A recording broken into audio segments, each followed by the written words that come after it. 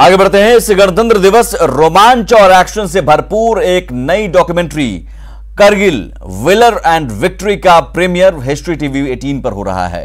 इस आधे घंटे के विशेष कार्यक्रम में आप देखेंगे भारत के बहादुर जवानों की युद्ध के मैदान में साहस और बलिदान की कहानी। देखिए शेर शाह कैप्टन विक्रम बत्रा की डॉक्यूमेंट्री की एक खास झलक। दुस्साहसिक कदम उठाते हुए दुश्मनों ने प्रमुख ऊंचाइयों पर कब्जा जमा लिया, जहां से नेशनल हाईवे पाने पर नजर रखी जा सकती थी। धीरे धीरे हमें इस तरह के सबूत मिलने लगे कि ये लोग न तो मुजाहिदीन हैं और न ही जिहादी। ये सारे लोग पाकिस्तानी आर्मी के ट्रेंड जवान हैं, जिन्हें भारी भरकम हथियारों के साथ हेलीकॉप्टर का भी सपोर्ट मिला है। पाकिस्तानी सेना ने ऑपरेशन बदर पर काम शुरू कर दिया।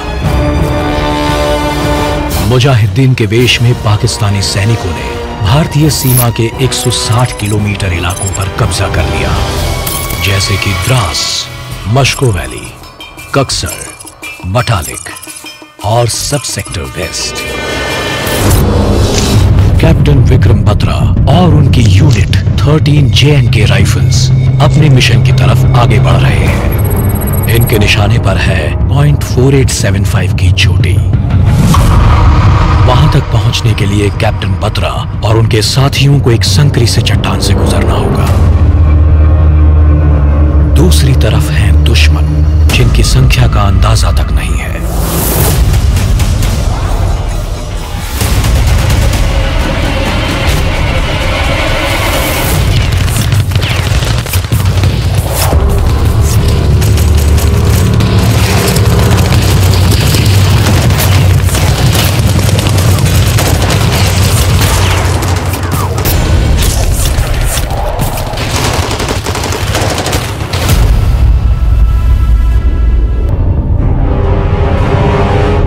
अपने साथियों की जान की परवाह करते हुए कैप्टन बत्रा ने अकेले ही आगे बढ़ने का फैसला किया। उन्हें कोड नेम शेर शाह ऐसे ही नहीं दिया गया।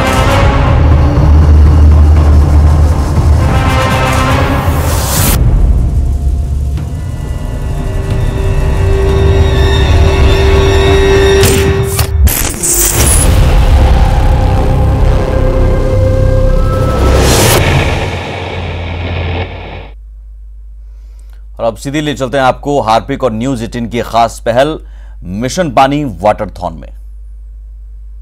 In late 80s or early 90s, we had a great run, right? India was opening up and we grew with that.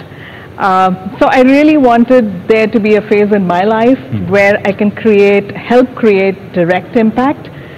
And I'm very close to women and girl children, and I feel the lack of access of safe water and sanitation, and you've been talking about this throughout your program, impacts the women and girl children much more adversely than it does the men. Thankfully, the positive is also true. When a woman or a girl child gets access to safe water and sanitation, the positive impact on her life is just tremendous. Absolutely, and this is one person who's worked on those, not just in terms of movies, but what he's doing today is also phenomenal. He has already walked about 13 and a half plus 4, about 17 and a half to 18 kilometers just to express solidarity with the women who have walked and who have to walk every day to fetch water. And he says, let me just feel their pain. Now, I'll tell you what, Akshay has had the, liberty of coming down, stretching up a bit, taking a bit of a break, having a sip of water. But women in our country are not able to do that. And that's where I want you to tell us the story of Chunki. Sure.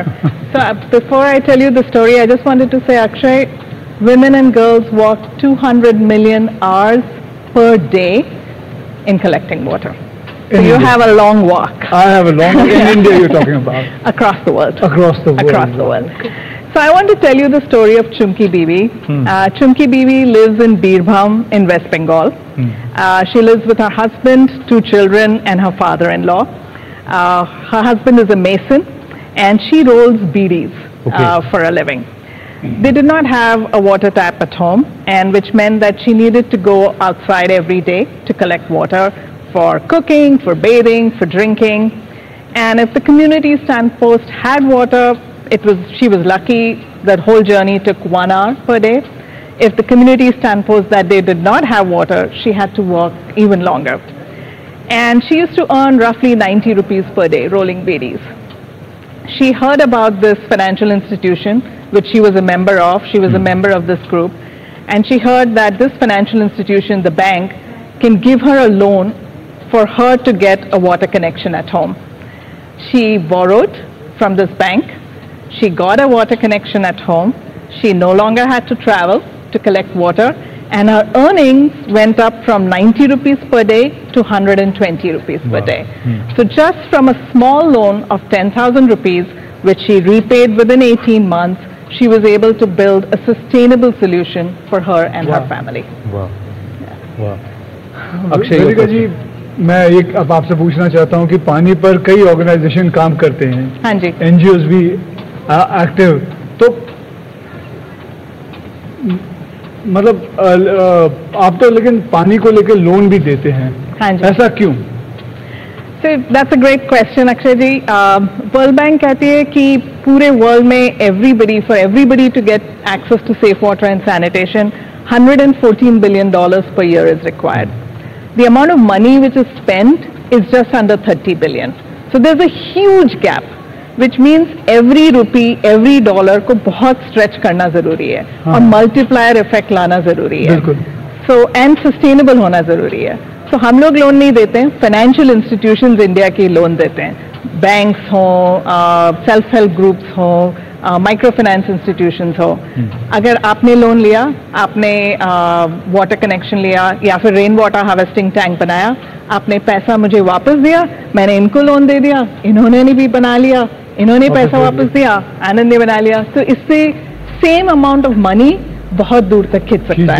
And with this in India we have reached close to 1.4 crore people over 23 states. और इसी के साथ इस bulletin में इतना ही। नमस्कार। Flying at a speed of 900 kilometers per hour, carrying out a vertical Charlie.